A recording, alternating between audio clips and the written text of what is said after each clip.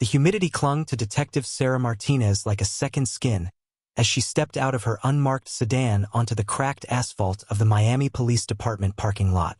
It was March 2024, and the city was already sweltering under an unforgiving sun that seemed determined to remind everyone that spring in South Florida was just summer's dress rehearsal. Sarah was 47 now, with streaks of silver threading through her dark hair that she refused to dye. Her olive skin bore the marks of decades under the Florida sun. Fine lines etched around her eyes from squinting at evidence reports and crime scene photographs. She had been with Miami PD for 23 years, and in that time, she had learned that some cases never truly close. They just hibernate, waiting for the right moment to wake up and demand justice. Today was that day for the Whitmore case. As she walked through the precinct doors, the air conditioning hit her like a blessing. Officers nodded as she passed, their respect evident in the way they straightened their postures. Sarah had earned her reputation the hard way, solving cases that others had written off as lost causes. But there was one case that had haunted her since she was a rookie, one file that she pulled out every year on the anniversary, hoping that somehow the evidence would whisper secrets it had kept silent for decades. The Whitmore murders. June 15, 1990. A date seared into Miami's collective memory like a brand. Lieutenant Marcus Webb was waiting for her in the conference room, his massive frame filling the doorway. Marcus was 52, a former college football player whose knees had given out before he could go pro. He had the kind of face that looked stern even when he smiled, all hard angles and suspicious eyes. But Sarah knew the softness underneath, had seen him cry at the funerals of fallen officers, had watched him mentor rookies with a patience that belied his intimidating exterior. "You need to see this," he said without preamble. His voice was gravelly, worn smooth by years of barking orders and chain-smoking Marlboros until his wife made him quit 5 years ago. The DNA results came back. Sarah felt her pulse quicken. They had reopened the Whitmore case 6 months ago when the department finally got funding to run old evidence through modern DNA databases. It was a long shot, everyone said. 34 years was an eternity in investigative terms. Witnesses died, memories faded, evidence degraded. But Sarah had pushed for it anyway, driven by something she could not quite name. Maybe it was the photograph of Jennifer Whitmore that sat in the case file. A beautiful woman of 32 with honey blonde hair and a smile that suggested she believed the world was fundamentally good. Maybe it was the image of her daughter, Emma, only 7 years old, found clutching her mother's hand in death. Marcus opened the manila folder on the table, and Sarah's hands trembled slightly as she reached for it. Inside were lab reports, technical jargon that she had learned to decode over the years. But the conclusion was written in plain English, stark and irrefutable. DNA match confirmed. Subject: Robert Vincent Castellano. Current address: 2847 Coral Way, Miami, Florida. Sarah's breath caught in her throat. Robert Castellano. The name meant nothing to her. She had memorized every name in the original investigation, every suspect, every witness, every person who had even peripherally touched the Whitmore family. Robert Castellano had never been on that list. "Who is he?" she asked, looking up at Marcus. "That is where it gets interesting," Marcus said, pulling out another file. Robert Vincent Castellano, age 61. Retired real estate developer. Married for 35 years to Patricia Castellano. 3 kids, all grown. Lives in Coral Gables in a house worth about $2.3 million. Member of the Biltmore Country Club. Donates to the Police Benevolent Association every year. He has been living here right under our noses the whole damn time. Sarah felt a cold fury building in her chest. She had seen this before, the respectable face hiding monstrous deeds. But there was something particularly obscene about it in this case. While Jennifer and Emma Whitmore's bodies had been lowered into the ground, while Jennifer's husband Michael had drunk himself to death within 3 years, while an entire city had mourned and raged and demanded answers, Robert Castellano had been building his empire, raising his family, playing golf on Sundays. "What is his connection to the Whitmores?" Sarah asked. "That is what we need to find out," Marcus replied. "There is nothing in the original file.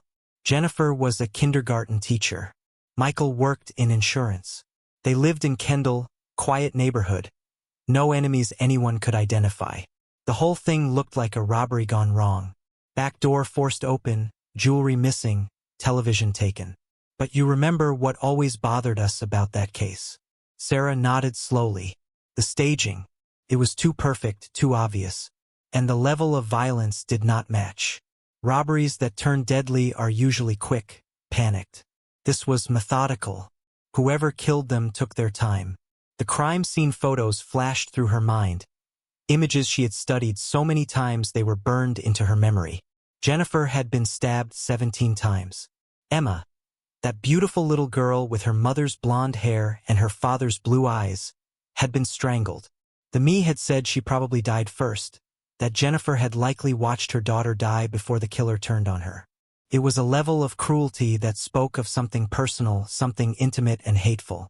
"We bring him in," Sarah said, her voice flat and cold. "Today. Now." Marcus held up a hand. "We do this by the book, Sarah. I know what this case means to you, what it means to this whole department. But we cannot afford mistakes. We have DNA evidence placing him at the scene, but we need more. We need to understand why. We need a confession or enough circumstantial evidence that a jury will not have reasonable doubt." Sarah wanted to argue, wanted to storm out of that conference room and drive straight to Coral Way, put handcuffs on Robert Castellano and watch his perfect life crumble. But Marcus was right. They had waited 34 years. They could wait a few more hours to do this properly. "What do we know about his life in 1990? She asked, forcing herself to think like a detective instead of an avenger. Marcus flipped through the file. In 1990, he was 27 years old, working as a junior agent at Prestige Realty in Coconut Grove. Not married yet, that came a year later. Lived alone in an apartment off Bird Road. No criminal record, not even a traffic ticket. On paper, he was a ghost. "Everyone knows someone," Sarah said. "We need to find people who knew him back then. Coworkers, friends, girlfriends. Someone knows something." "Already started," Marcus said. "I have got Detective Chun pulling employment records from Prestige Realty. Most of the company folded in the 2008 crash, but some of the old-timers are still around. And I have got a team doing a deep dive into his financials, looking for any connection to the Whitmores or anyone in their circle." Sarah stood up, her chair scraping against the linoleum floor. "I want to be there when we arrest him." "You will be," Marcus promised. "But first, we build the case. We owe it to Jennifer and Emma to get this right." As Sarah left the conference room, she pulled out her phone and scrolled to a contact she had not called in years. Michael Whitmore's sister, Rebecca Santos. Rebecca was 59 now, living in Tampa, trying to build a life away from the tragedy that had consumed her family. Sarah had promised her, at Michael's funeral in 1993, that she would never stop looking for answers. Today, she could finally keep that promise. Rebecca answered on the third ring, her voice tentative. "Hello? Rebecca, it is Detective Martinez." "Sarah." "From Miami PD." There was a long pause, and Sarah could hear the sharp intake of breath. "You found something." It was not a question. After 34 years, Rebecca knew that Sarah would not call unless there was news. "We found him," Sarah said quietly. "We know who killed Jennifer and Emma." The sound that came through the phone was somewhere between a sob and a gasp. Rebecca's voice, when she spoke again, was choked with tears. "Who? Who was it?" "His name is Robert Castellano." "Does that name mean anything to you?" "No," Rebecca whispered. "I have never heard that name." "Why? Why did he do it?" "That is what we are trying to figure out," Sarah said. "But Rebecca, I need you to prepare yourself. We are going to arrest him, and it is going to be all over the news. The whole thing is going to come back, all the pain. I am sorry, but you need to be ready." "I have been ready for 34 years, Rebecca said, her voice suddenly steady. "You catch him, detective. You make him pay for what he did to my family." After they hung up, Sarah stood in the hallway, letting the weight of the moment settle over her. This was why she had become a cop. Not for the adrenaline or the authority, but for moments like this. For the chance to speak for the dead, to bring peace to the living, to prove that justice might be slow but it was not blind. She walked back to her desk and opened the Whitmore case file one more time. Jennifer's face smiled up at her from the photograph, frozen forever at 32, never knowing that it would take more than 3 decades for someone to finally say her killer's name. Soon, Sarah whispered to the photograph. Very soon. Detective Chun found the first crack in Robert Castellano's perfect facade 2 days later. Sarah was at her desk, surrounded by 3 decades of archived records, when Chan appeared in her cubicle doorway. He was 31, sharp-eyed and relentless, the kind of detective who would chase a lead through a maze of dead ends just to prove it was actually dead. He held a yellow legal pad covered in his cramped handwriting. "I found someone who worked with Castellano in 1990, Chun said, dropping into the chair across from her. Diana Hoffman. She was a secretary at Prestige Realty back then. She is 73 now, lives in Pinecrest. And Martinez, she remembers him." Sarah felt that familiar tingle at the base of her skull, the one that always came when a case was about to break open. What did she say? Chun flipped open his notepad. She said Robert Castellano was charming, ambitious, and absolutely obsessed with making it big. He wanted to be the top agent in Miami, wanted the fancy car and the waterfront condo. But in 1990, he was nobody. Just another kid in a cheap suit trying to convince people to buy overpriced houses. That does not connect him to Jennifer Whitmore, Sarah said, though she was already running scenarios in her mind. Not yet, Chen agreed. But here is where it gets interesting. Diana said Castellano was working with a client in June of 1990. A divorce case. Wife wanted to sell the family house fast, before the husband could stake a claim to half the proceeds. Diana did not remember the name, but she remembered it was messy. The wife was paranoid, thought the husband was following her, watching her. She came into the office crying more than once. Sarah sat up straighter. "Do we have client records from back then?" "Most of them were destroyed when the company folded," Chun said. But Diana thinks the wife's name was Jennifer. She remembered because her own daughter was named Jennifer, and she felt sorry for this woman who seemed so scared and alone. The pieces were starting to fit together, but the picture they formed was still blurry. Sarah grabbed her phone and called Marcus. "Get me everything on Jennifer Whitmore's marriage. I want to know if there were problems, if she was planning to leave Michael, anything that suggests trouble." While they waited for the records, Sarah and Chun drove to Pinecrest to interview Diana Hoffman in person. The woman lived in a modest ranch house with a garden full of pink hibiscus and a sun-faded welcome mat. She answered the door with a glass of iced tea already in her hand, as if she had been expecting them. Diana was small and bird-like, with white hair cut short and eyes that were still sharp behind wire-rimmed glasses. She led them to a screened-in porch where the afternoon light filtered through palm fronds and created dancing shadows on the tile floor. "I have been thinking about Robert ever since your colleague called," Diana said, settling into a wicker chair. "I have not thought about him in years, you understand. But now I cannot stop." "Tell us about him," Sarah said gently. "What was he like?" Diana took a sip of her tea, gathering her thoughts. "He was handsome. Not movie star handsome, but the kind of handsome that makes you trust someone. Brown hair, brown eyes, good smile. He could talk to anyone, make them feel like they were the most important person in the room. That is what made him good at sales." "But there was something else, was not there?" Sarah prompted. Diana nodded slowly. "He had a temper. I only saw it a few times when deals fell through or clients backed out. He would smile and be gracious to their faces, but afterward, in the office, he would say terrible things. He could not stand losing, could not stand being told no. And this client in June, the woman named Jennifer who was scared of her husband?" Diana's face clouded.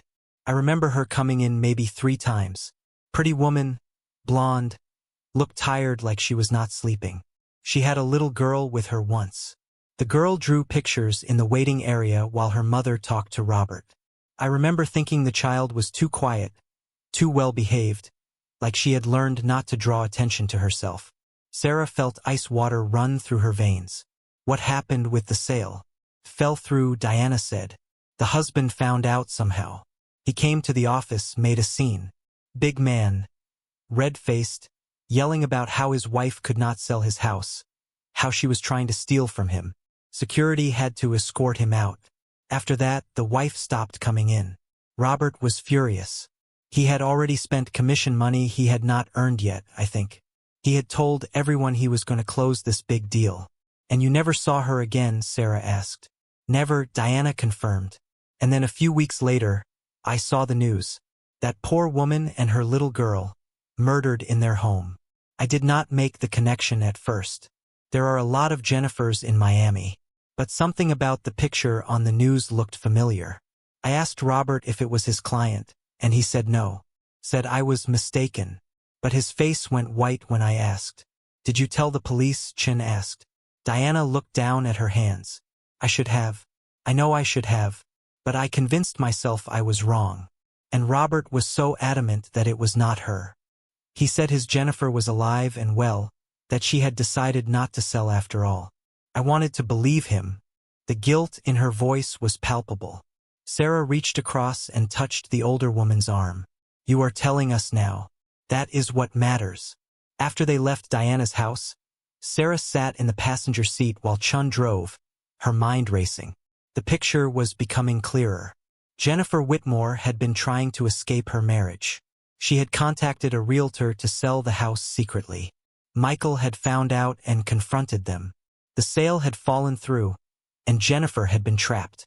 But how did that lead to murder? And if Michael was the obvious suspect, why did Robert Castellano's DNA show up at the scene? Back at the precinct, Marcus had the records waiting. Jennifer Whitmore had indeed contacted a divorce attorney in May of 1990.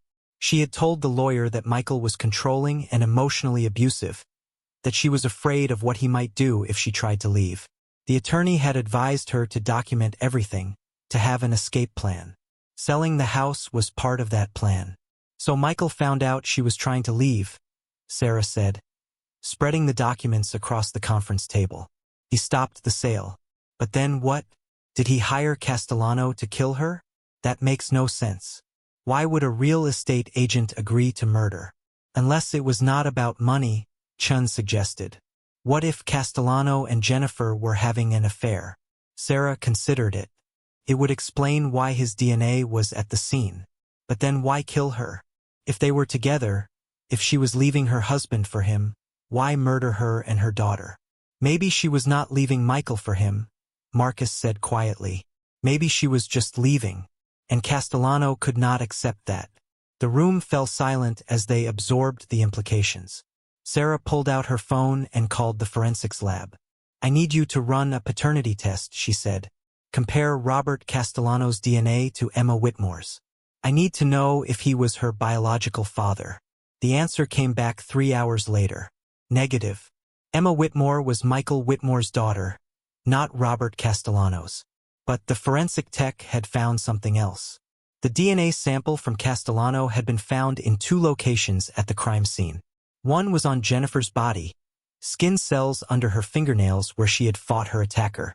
The other was on a cigarette but found in the backyard, near the forced entry point. "He smoked," Sarah said. "We can use that. Narrow down the timeline, figure out how long he was there." Marcus was already pulling up background on Castellano. According to his medical records, he quit smoking in 1995, 5 years after the murders. Sarah felt the case tightening around Castellano like a noose. They spent the next 2 days building their timeline.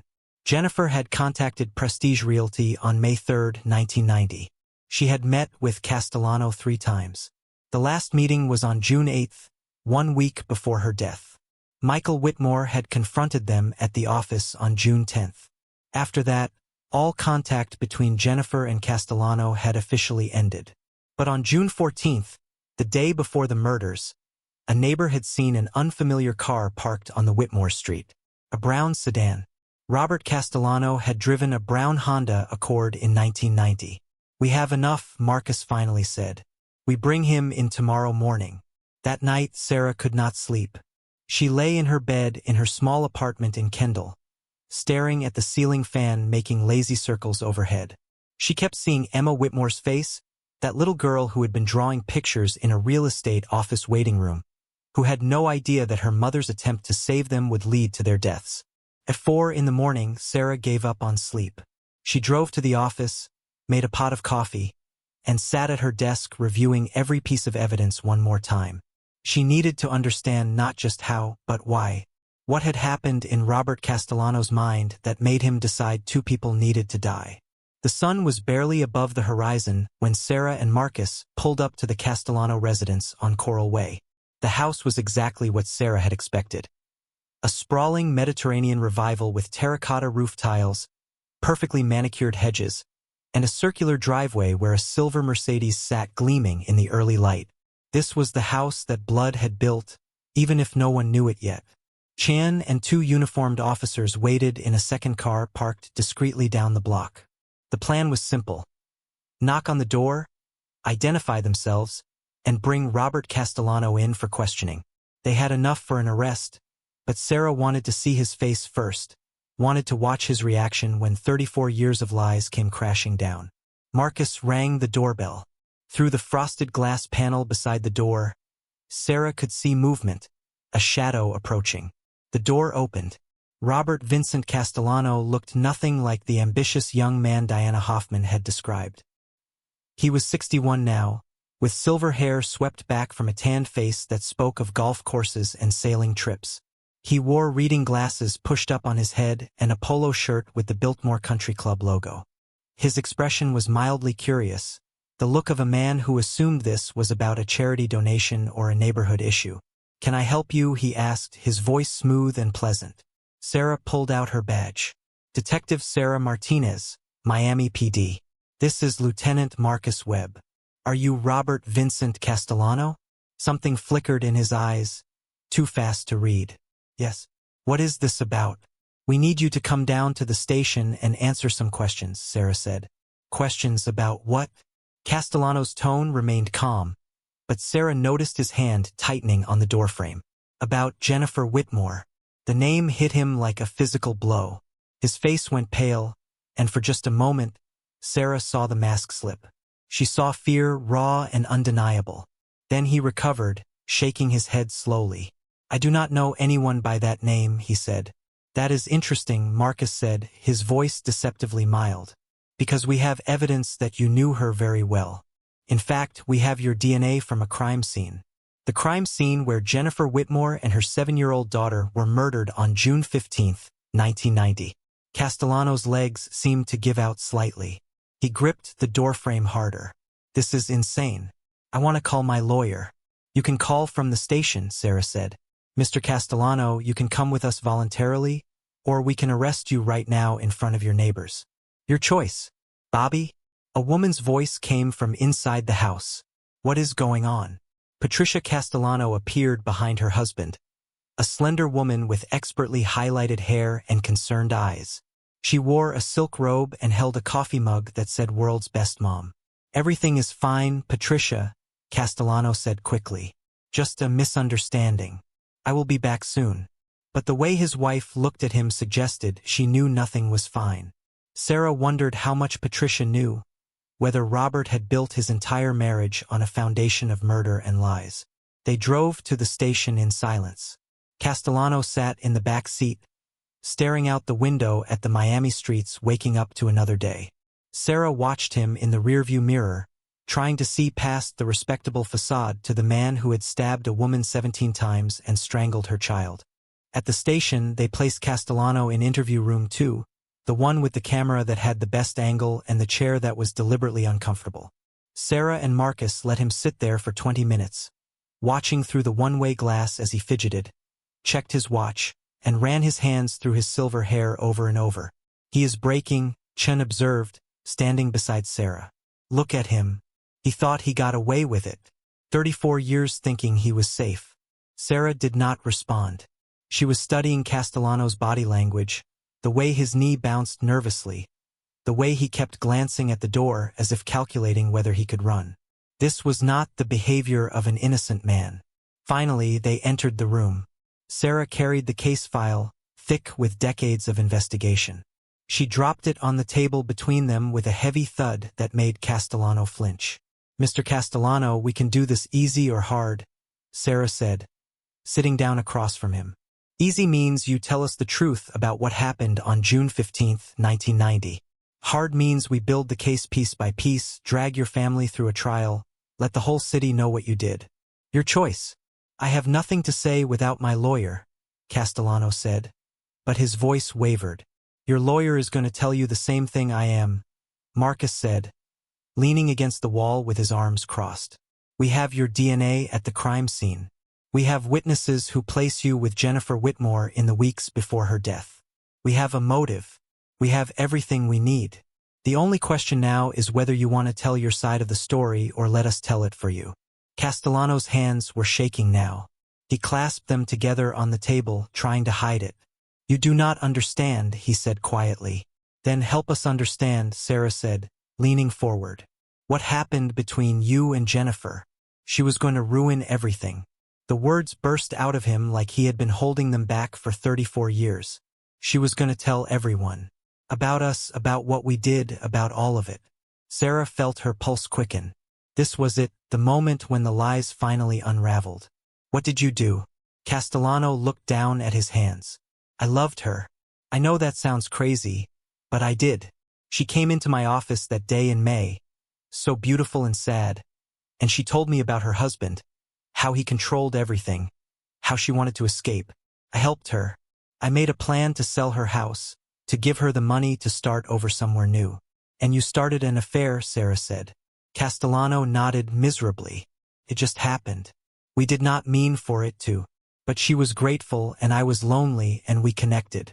For a few weeks, I thought we were going to have a future together. I thought once she left her husband, we would be together. But she did not want that, did she? Sarah said, understanding dawning. She just wanted to be free. She was not leaving Michael for you.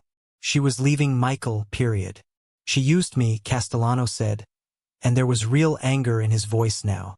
She let me believe we had something real, and then after her husband found out and stopped the sale, she told me it was over.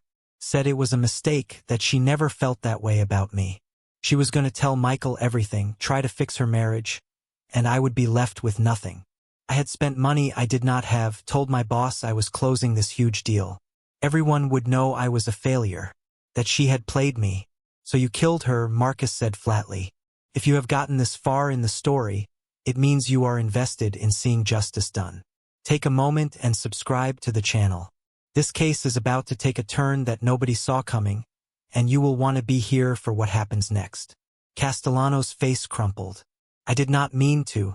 I went to her house that night to talk to her, to make her understand. Michael was out of town on business. It was just her and the little girl. I thought I could reason with her, make her see that we belonged together. But she rejected you again, Sarah said. She laughed at me, Castellano whispered. She said I was pathetic, that she had never loved me, that I was just a means to an end. I got so angry. I grabbed her, tried to make her listen, and she started screaming. The little girl came running, and Jennifer told her to call 911. Panicked. You strangled Emma first, Sarah said, her voice hard as stone. You killed that child to keep her quiet. Tears were running down Castellano's face now. I did not want to, but she had seen me, and she was crying, and I just wanted everyone to stop screaming. So I grabbed her and I squeezed until she stopped making noise. And then Jennifer was fighting me, hitting me, scratching me, and I saw a knife on the kitchen counter. I just kept stabbing until she stopped moving. The room was silent except for the sound of Castellano's ragged breathing. Sarah felt sick, but she forced herself to remain professional. What did you do after? I staged it to look like a robbery. Took some jewelry, unplugged the TV like I was going to steal it, broke the back door. I wiped down everything I thought I had touched, but I guess I missed some things. Then I drove home, burned my clothes, and tried to pretend it never happened. How? Marcus asked, his voice shaking with rage. How did you live with yourself for 34 years? Castellano looked up at them, his face a mask of misery. I did not. I died that night too. I just kept breathing. Sarah stood up, her chair scraping against the floor. Robert Vincent Castellano, you are under arrest for the murders of Jennifer Whitmore and Emma Whitmore. She recited his Miranda rights while Marcus cuffed him, and then they led him out of the interview room. In the hallway, Sarah leaned against the wall, her legs suddenly weak. Chan appeared beside her with a bottle of water. You got him, Chun said. After 34 years, you got him. Sarah took a sip of water, trying to steady herself. We got him, but it does not bring them back. She thought of Jennifer Whitmore, who had just wanted to be free, and Emma, who had died trying to save her mother. She thought of Michael Whitmore, who had drunk himself to death never knowing the truth. She thought of Rebecca Santos, who would finally have answers but would never have her family back. Justice was necessary, Sarah knew, but it was also heartbreakingly insufficient. The news of Robert Castellano's arrest exploded across Miami like a thunderclap. By noon, every major network had crews outside the police station. The story had everything the media craved. A cold case solved after 3 decades, a respected businessman revealed as a brutal killer, and the haunting photographs of Jennifer and Emma Whitmore that reminded everyone why this case had never been forgotten. Sarah watched from her office window as reporters jostled for position, their cameras pointed at the building like weapons. She had given a brief statement earlier, confirming the arrest and promising more details as the investigation continued. But she knew the real story was just beginning. The Miami Herald ran the headline in 72-point font. Monster among U.S. The article detailed Castellano's comfortable life in Coral Gables, his charity work, his standing in the community. They interviewed neighbors who expressed shock and disbelief. One woman said Robert had helped coach her son's little league team. Another said he had never missed a single fundraiser for the Children's Hospital. How do you reconcile those two people? Marcus asked, reading the paper over Sarah's shoulder. The man who coaches Little League and the man who strangled a 7-year-old girl. You do not, Sarah said quietly. That is the point. Monsters do not look like monsters. They look like everyone else. The phone on her desk rang. It was the prosecutor's office. They wanted to meet immediately to discuss the case. Sarah grabbed her jacket and headed out, leaving Marcus to handle the media circus that showed no signs of slowing. Assistant District Attorney James Crawford was 45, ambitious, and known for his meticulous approach to building cases. He had been assigned to the Castellano prosecution, and Sarah could tell he understood the weight of what they were dealing with. This was not just another murder trial. This was Miami's reckoning with its own past. We have the confession on tape, Crawford said, spreading documents across his conference table. We have the DNA evidence. We have witnesses establishing motive and opportunity. This should be straightforward. Nothing about this case is straightforward, Sarah said. His defense attorney is going to argue the confession was coerced. They will say he is a 61-year-old man with no criminal record who cracked under pressure after being ambushed at his home. Crawford nodded, already anticipating the arguments. That is why we need more. I want you to find everything about his life from 1990 onward. Did he exhibit any other violent behavior? Were there other women? Any pattern that shows this was not an isolated incident born of passion, but evidence of a dangerous personality. Sarah knew he was right. Castellano's defense would paint him as a man who made one terrible mistake in a moment of emotional turmoil, who had spent the rest of his life being a model citizen. They needed to show the jury who he really was. Over the next 3 weeks, Sarah and her team dug into Robert Castellano's life with surgical precision. What they found painted a disturbing picture. In 1993, a woman named Teresa Gomez had filed a restraining order against Castellano. She had dated him briefly, and when she tried to end the relationship, he had stalked her. Showed up at her workplace, sent dozens of letters, waited outside her apartment. The case had been quietly settled when Castellano agreed to stay away and attend anger management counseling. In 1998, there had been an incident at a bar where Castellano had gotten into an argument with another man over a business deal. According to police reports, Castellano had been asked to leave after becoming verbally aggressive.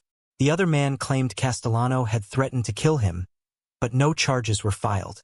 In 2003, one of Castellano's employees at his real estate development company had quit abruptly and filed a complaint with HR about a hostile work environment. The woman, Monica Rivera, claimed Castellano had made unwanted advances and became vindictive when she rejected him. The company had paid her a settlement and required her to sign a non-disclosure agreement. Each incident on its own could be dismissed as life's normal conflicts. But taken together, they revealed a pattern. Robert Castellano could not handle rejection, could not control his anger when things did not go his way, and had a particular problem with women who told him no. Sarah tracked down Teresa Gomez, now 57 and living in Fort Lauderdale. They met at a cafe near the beach, where the sound of waves provided a gentle backdrop to a conversation about violence and fear. "I knew something terrible had happened with him," Teresa said, stirring sugar into her coffee with trembling hands. "When I saw his face on the news, I was not surprised. I was relieved. Relieved that I got away before he did to me what he did to that poor woman and her daughter." "Tell me what he was like," Sarah asked gently. Teresa took a deep breath. "First, he was charming, attentive, made me feel special. But the moment I tried to have any independence, any life that did not revolve around him, he changed. He would show up places I did not invite him. He would call me at work constantly. When I finally told him it was over, he said no woman would ever leave him again. Those were his exact words. No woman would ever leave him again." Sarah felt chills run down her spine. "Did he explain what he meant by that?" "I thought he was just being dramatic," Teresa said. "Now I know he was talking about Jennifer Whitmore. She left him or tried to, and he killed her for it. I could have been next." "You were brave to get the restraining order," Sarah said. Teresa shook her head. "I was lucky. That is all. Just lucky." Sarah interviewed Monica Rivera next, the former employee who had been paid to stay silent. Monica was hesitant at first, worried about violating her NDA, but Sarah assured her that testimony in a murder trial superseded any contract. "He cornered me in the copy room," Monica said, her voice barely above a whisper. "Told me I was beautiful, that he could make my career if I was nice to him. When I said I was not interested, he got this look in his eyes. Cold. Like I was not even human anymore. After that, he made my life hell. Gave my projects to other people, criticized everything I did, made comments about my appearance in meetings. I quit because I was afraid of what he might do next." "Did he ever threaten you physically?" Sarah asked. "Not in words," Monica said. "But the way he looked at me sometimes, it felt like a threat. Like he was imagining hurting me." Crawford was right. This was the case they needed to present. Not just the murder of Jennifer and Emma Whitmore, but the lifetime of violence and control that led to it. Robert Castellano was not a man who had made one tragic mistake. He was a predator who had learned to hide in plain sight. The preliminary hearing was set for early May. Sarah sat in the courtroom gallery, watching as Castellano was led in wearing an orange jumpsuit. His wife Patricia sat in the back row, her face hidden behind large sunglasses. Their 3 children were notably absent. Castellano's attorney, a sharp-dressed man named Gregory Walsh, argued that the confession should be suppressed. He claimed his client had been intimidated, that the detectives had implied he would face worse consequences if he did not talk. He painted Castellano as a frightened old man who said what the police wanted to hear. But Crawford was prepared. He played the full video of the confession, showing that Castellano had been read his rights, had been offered an attorney multiple times, and had provided details about the crime that only the killer could know. The judge, a stern woman named Olivia Brennan, ruled that the confession was admissible. Walsh tried another tactic. He requested bail, arguing that his client was not a flight risk and had deep ties to the community. "Your Honor," Crawford stood and addressed the judge. "This man brutally murdered a mother and her 7-year-old child. He has had 34 years of freedom he did not deserve. Jennifer and Emma Whitmore never got bail from their death sentence. Neither should their killer." Judge Brennan denied bail without hesitation. As Castellano was led away, he turned and looked directly at Sarah. For a moment, she saw not the respectable businessman or the remorseful confessor, but the rage that had driven him to kill. His eyes were flat and cold, and Sarah understood that even now, even facing life in prison, Robert Castellano believed he was the victim. Outside the courthouse, reporters swarmed Sarah. She made a brief statement, thanking the forensics team and everyone who had worked on the case. But it was her final words that made headlines.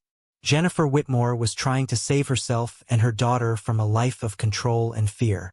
She reached out for help, and the man she trusted betrayed her in the worst possible way. This case is a reminder that domestic violence does not always look like violence until it is too late. If you are in a relationship where you feel controlled, where you are afraid to leave, please know that there are people who will help you. There are resources. You are not alone. That night, Sarah received a call from Rebecca Santos.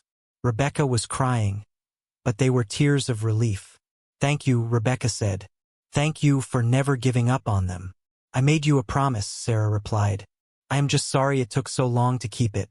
After they hung up, Sarah sat in her apartment, looking at the photograph she had carried in her wallet for years. It was a copy of the one from the case file. Jennifer and Emma, smiling at the camera, unaware of the darkness waiting just around the corner. But they were not forgotten. After 34 years of silence, their voices had finally been heard. The trial began on a humid morning in late September, when Miami was transitioning from the suffocating heat of summer to the slightly more bearable warmth of fall. The courthouse was packed, with people lining up hours before the doors opened just to get a seat in the gallery. The Whitmore case had become more than a murder trial. It had become a symbol of justice delayed but not denied. Sarah sat behind the prosecution table, watching as the jury filed in. 12 faces, strangers to each other just weeks ago, now bound together by the responsibility of deciding one man's fate. She had studied each of them during selection. The retired teacher, the construction worker, the young mother who reminded Sarah painfully of Jennifer Whitmore. These were the people who would finally give Jennifer and Emma their day in court. Robert Castellano entered the courtroom in a dark suit, his silver hair neatly combed, his face composed into an expression of dignified sadness. His attorney had dressed him to look like someone's grandfather, harmless and remorseful. But Sarah knew better. She had looked into his eyes and seen the calculation there, the belief that he could still somehow charm his way out of this. Crawford's opening statement was masterful. He did not sensationalize or dramatize. He simply laid out the facts with devastating clarity. A woman who wanted freedom, a man who could not accept rejection, and 2 innocent lives destroyed because one person's ego mattered more than their right to exist. Jennifer Whitmore was 32 years old, Crawford said, his voice carrying to every corner of the courtroom. She taught kindergarten. She volunteered at her church. She loved her daughter more than anything in the world. And when her marriage became unbearable, she did what we tell victims of domestic abuse to do. She made a plan to leave. She reached out for help. She tried to save herself and her child. He paused, letting the weight of those words settle over the jury. The defendant, Robert Castellano, was supposed to help her. Instead, he saw an opportunity. A vulnerable woman, grateful for his assistance, became the object of his obsession. And when she dared to reject him, when she told him she did not want him, he decided that if he could not have her, no one would. He went to her home on June 15, 1990, and he murdered her. But first, he made her watch as he strangled her 7-year-old daughter. Several jurors looked at Castellano with undisguised revulsion. Gregory Walsh objected, claiming Crawford was being inflammatory, but Judge Brennan overruled him. These were the facts, and the jury needed to hear them. The prosecution spent 3 days presenting evidence. Forensic experts testified about the DNA match, explaining in painstaking detail how skin cells found under Jennifer's fingernails belonged to Robert Castellano. The medical examiner walked the jury through the autopsy reports, describing the 17 stab wounds Jennifer had suffered and the ligature marks on Emma's neck that showed she had been manually strangled.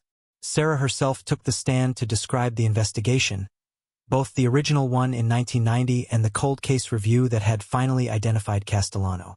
She explained how advances in DNA technology had made it possible to extract usable samples from evidence that had sat in storage for over 3 decades. When Crawford asked her why she had never given up on the case, Sarah looked directly at the jury. Because Jennifer and Emma Whitmore deserved someone to speak for them, she said simply. They deserved justice even if it took 34 years. Diana Hoffman testified about Castellano's work with Jennifer, confirming that he had been helping her sell her house and that Michael Whitmore had confronted them at the office. She described how Castellano had reacted when she asked if his client Jennifer was the same woman who had been murdered. He went pale, Diana said, her voice shaking slightly. And he lied to me. He looked me right in the eye and told me it was not her.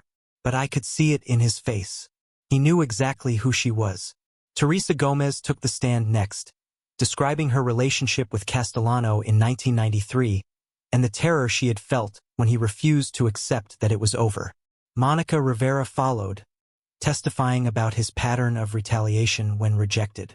By the time Crawford rested the prosecution's case, the jury had seen a clear picture. Robert Castellano was a man who viewed women as possessions and responded to rejection with escalating violence. Walsh's defense strategy was predictable. He argued that while Castellano had made terrible mistakes, the confession had been the result of psychological manipulation by experienced detectives. He brought in an expert who testified about false confessions, though even she had to admit that the level of detail Castellano had provided made it unlikely he was fabricating. Castellano himself took the stand, against Walsh's advice. Sarah could see the calculation in his decision. He still believed he could convince people, still thought his charm would win over the jury. He spoke about his regret, his pain, the decades he had spent trying to be a better person. I have thought about Jennifer and Emma every single day for 34 years, he said, his voice breaking convincingly. I have tried to honor their memory by being the best person I could be, by helping others, by building something good out of the ashes of my worst moment. Crawford stood for cross-examination, and Sarah saw the predatory gleam in his eyes. He had been waiting for this. Mr. Castellano, you said you have thought about Jennifer and Emma every day for 34 years. Is that correct? Yes, Castellano replied. And yet, in those 34 years, you never once came forward. Never told the police what happened. Never allowed Jennifer's family to have closure. You let Michael Whitmore die not knowing who killed his wife and daughter. You let Rebecca Santos grieve without answers. You thought about them every day, but you never once thought they deserved the truth. Castellano's composure cracked slightly. I was afraid. You were afraid, Crawford repeated. Jennifer Whitmore was afraid when you came to her house that night. Emma was afraid when you put your hands around her throat. But their fear did not matter to you then, did it? Panicked. I made a terrible mistake. A mistake, Crawford said, his voice rising. You stabbed Jennifer Whitmore 17 times. That is not a mistake, Mr. Castellano. That is rage. That is someone who wanted to punish a woman for daring to say no to him. The cross-examination continued for 2 more hours. By the end, Castellano's carefully constructed facade had crumbled. He became defensive, angry, revealing glimpses of the man who had killed Jennifer and Emma. The jury saw it. Sarah saw it. Everyone in that courtroom saw the real Robert Castellano, and he was exactly what Crawford had described. A man who believed he was entitled to whatever he wanted, and who destroyed anyone who stood in his way. Closing arguments came on a Friday afternoon. Walsh made his final plea for the jury to consider reasonable doubt, to remember that his client had lived an exemplary life for over 3 decades. But his words rang hollow against the mountain of evidence. Crawford's closing was brief and powerful. He projected photographs of Jennifer and Emma on a screen. Birthday parties, Christmas mornings, school photos. He showed the jury the life that had been stolen. Robert Castellano took these people from the world, Crawford said quietly. He took a teacher who shaped young minds. He took a mother who would have done anything to protect her child. He took a 7-year-old girl who loved to draw pictures and who still believed the world was good. He took all of that because his pride was wounded, because a woman told him no.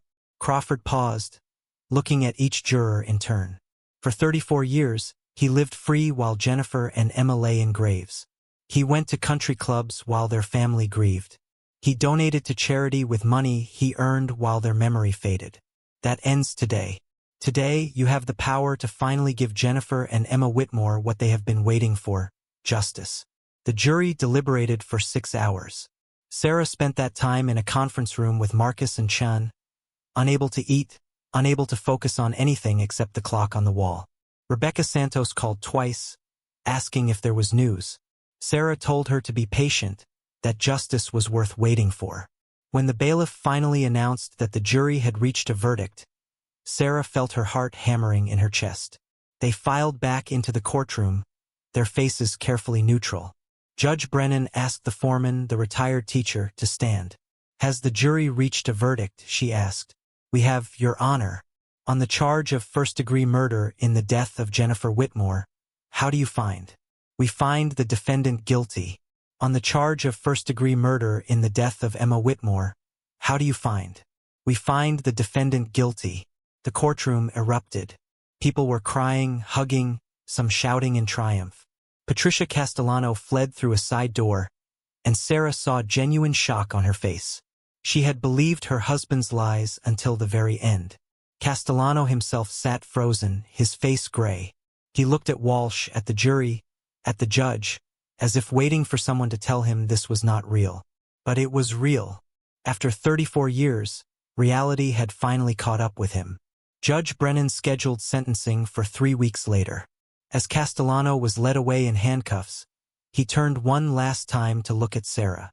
There was no rage in his eyes now, only the terrible understanding that he had lost. Outside the courthouse, Sarah stood at a podium surrounded by microphones. She read a brief statement from Rebecca Santos, who had been too emotional to attend. "Today, my sister Jennifer and my niece Emma finally received justice. I want to thank Detective Martinez and everyone at Miami PD who never stopped fighting for them. I want to thank the jury for seeing the truth. And I want to say to anyone watching, domestic violence is real, and it is deadly. If someone you love is trying to escape an abusive relationship, help them. Protect them. Do not let them become another statistic." Sarah folded the paper and looked directly into the cameras. Jennifer Whitmore was a hero. She tried to save herself and her daughter. The tragedy is that the person she trusted to help her was the one who killed her. But today, her voice was finally heard. Today, she won. 3 years later, Sarah stood in front of a granite memorial in Woodlawn Park Cemetery, her hand resting gently on the cold stone. The memorial had been erected 6 months after the trial, funded by donations from people across the country who had been moved by Jennifer and Emma Whitmore's story. It was simple but beautiful. A curved granite bench with their names engraved, surrounded by pink roses that Jennifer's mother had once said were her daughter's favorite. In loving memory of Jennifer Marie Whitmore, 1958 to 1990, and Emma Grace Whitmore, 1983 to 1990. Taken too soon, never forgotten, justice finally served. It was June 15, 2027, 37 years to the day since their murders. Sarah came here every year on this date, a pilgrimage she had made even before Castellano's arrest. But now the visits felt different. There was peace here now, a sense of closure that had been absent before. Rebecca Santos approached from the parking lot, moving slowly with the aid of a cane. She was 62 now, her hair completely gray, but her eyes still held the fierce determination Sarah remembered from their first meeting decades ago. With her was a young woman in her mid-20s with honey blonde hair and Jennifer's smile. "Sarah," Rebecca called out, waving. Sarah embraced them both. "Rebecca, it is good to see you. And this must be your daughter, Melissa." The young woman nodded, her eyes glistening as she looked at the memorial. "I wanted to come this year. Mom has told me so much about Aunt Jennifer and Emma. I feel like I knew them, even though I was not born yet when they died." "They would have loved you," Rebecca said softly, putting an arm around her daughter. "Jennifer would have spoiled you rotten." They stood together in silence for a moment, 3 generations of women united by loss and justice. Finally, Rebecca spoke. "Have you heard about Castellano?" she asked. Sarah nodded. "He is at Florida State Prison, maximum security. Life without parole on both counts. His appeals have all been denied. He will die behind bars." "Good," Rebecca said simply. "That is exactly where he belongs." After his sentencing in 2024, Robert Castellano had tried every legal avenue to overturn his conviction.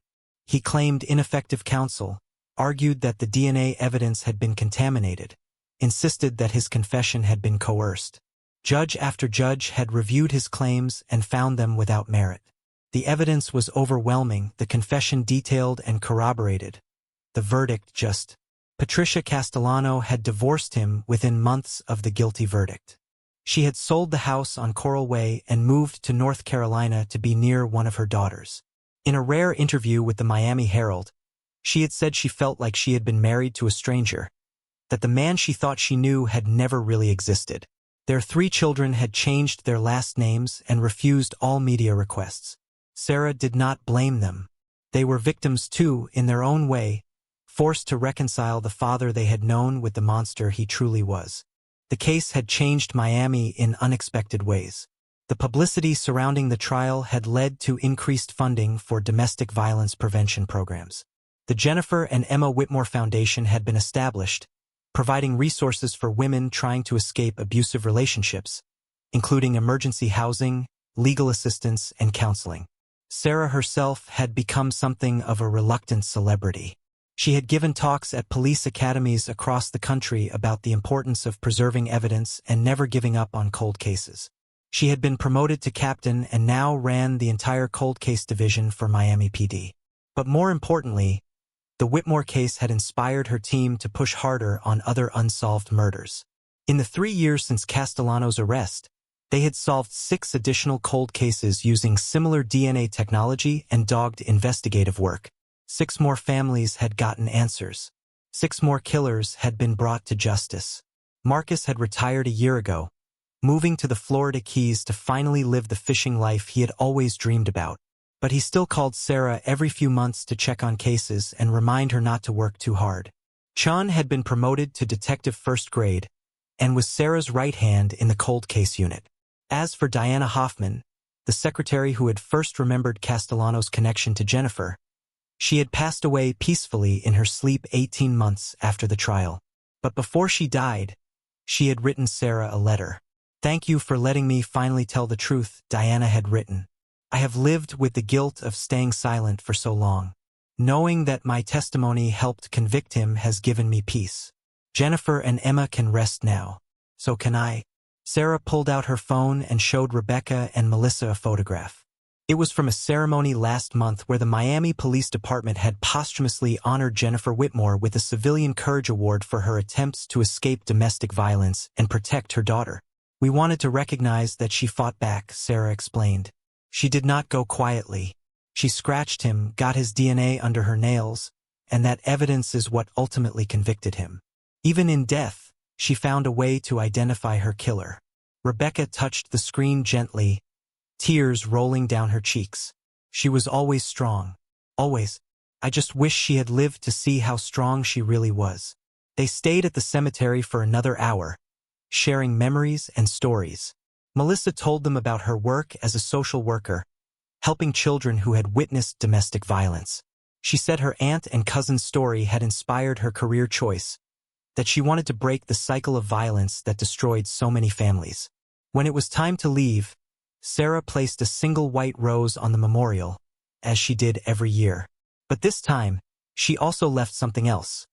A copy of the final court order denying Castellano's last appeal. She tucked it beside the flowers, a tangible symbol that justice had truly been served. As she drove back to the precinct, Sarah's phone buzzed with a text from Chun. They had just gotten DNA results back on another cold case from 1995. There was a match in the system. Another family was about to get answers. Sarah smiled. This was why she did the work. This was why the long hours and the nightmares and the weight of carrying so many unsolved cases mattered. Because every victim deserved a voice. Every family deserved closure. And every killer, no matter how long they hid, no matter how respectable they appeared, would eventually face justice. That evening, Sarah sat in her office, looking at the photograph of Jennifer and Emma that she had kept on her desk for so many years. She had other photographs now too. The Martinez family from a 1978 case they had solved, the Chun couple from 1992, the Rodriguez teenager from 2001. Each one represented a promise kept, a life honored, a truth finally told. Her phone rang. It was a reporter from CNN asking for an interview about the anniversary of the Whitmore verdict and what it meant for cold case investigations nationwide. Sarah agreed, but on one condition. She wanted to use the platform to talk about domestic violence, about the warning signs, about the resources available for people trying to escape. She wanted Jennifer's death to mean something beyond just one solved case. The interview aired a week later. Sarah spoke calmly and clearly about the Whitmore case, about the pattern of behavior that had led to murder, about the importance of believing victims when they said they were afraid. She gave out the number for the National Domestic Violence Hotline and encouraged anyone in an abusive relationship to reach out for help. The segment ended with photographs of Jennifer and Emma, smiling and alive, forever frozen in a moment before tragedy struck. But now, when people saw those photographs, they did not just see victims. They saw survivors who had fought back, whose courage had ultimately led to justice, and whose story would help protect countless others. 3 days after the interview aired, Sarah received a letter from a woman in Oregon. The woman wrote that she had been planning to go back to her abusive husband, had been convinced that she could not make it on her own. But after hearing Jennifer's story, after understanding that leaving was not just brave but necessary for survival, she had checked into a shelter instead. She was filing for divorce and getting counseling for herself and her children. "Thank you for not letting Jennifer and Emma be forgotten," the woman wrote. "They saved my life." Sarah added the letter to a growing file she kept in her desk drawer. It was filled with similar messages, dozens of them, from people who had been inspired by the Whitmore case to leave dangerous situations, to report abuse, to believe that justice was possible even when it seemed impossibly distant. On a rainy afternoon in November, Sarah got a call from Florida State Prison. Robert Castellano wanted to speak with her. He had refused all visitors since his incarceration, but now, 3.5 years into his sentence, he wanted to talk. Sarah almost refused. She owed him nothing, but something made her agree. Maybe it was curiosity. Maybe it was the need to look into his eyes one more time and confirm that justice had been served. The prison was a bleak concrete fortress 2 hours north of Miami. Sarah went through multiple security checkpoints before being led to a visitation room with thick plexiglass separating visitor from inmate. Castellano shuffled in wearing prison orange, his silver hair now completely white, his face gaunt and aged beyond his 64 years. He picked up the phone on his side of the glass. Sarah picked up hers. "Detective Martinez," he said. His voice was hoarse, diminished. "What do you want, Castellano?" Sarah asked, keeping her tone neutral. He looked down at his hands. "I wanted to tell you that you were right. About everything. I spent 34 years lying to myself, convincing myself that what I did was somehow justified, that I was the victim. But in here, with nothing but time to think, I cannot lie anymore." Sarah said nothing, just watched him. "I destroyed innocent lives because of my ego," he continued. "I killed a woman who just wanted to be free and a child who never hurt anyone. And then I built a whole life on top of their graves. I do not expect forgiveness. I do not deserve it. I just wanted you to know that I finally understand what I am. A monster.